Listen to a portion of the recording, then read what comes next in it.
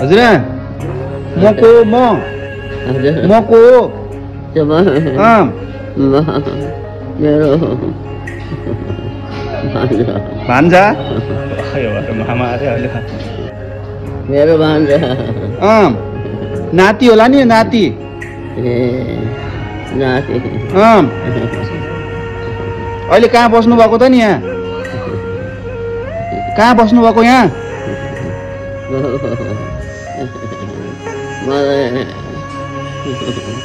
ओदा बस्न जहाँ बसेको कुन ठाउँमा आउनु भएको यहाँ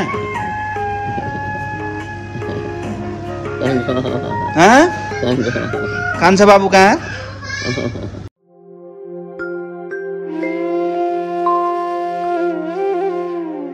एउटा डेराबाट अर्को डेरामा सरे जस्तै संसारको डेरा छ उहाँ चाहिँ स्वर्गीय डेरामा परमेश्वर घरमा स्वर्गमा परमेश्वर साथमा जानुभएको छ है।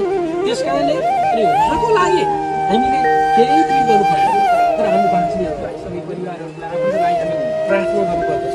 यहाँ भने जस्तै हामी आशा नहुने जुनिया छोरी चाहिँ आमाले कति दुःख गरेर हुर्काउनुभयो होला, त्योसम्म चाहिँ अहिले हामीले चाहिँ त्यही देख्दाखेरि यत्रो लामो आइसक्यो बाँच्दाखेरि हामीले त्यही आमा भन्न पाएर खुसी भएको छौँ।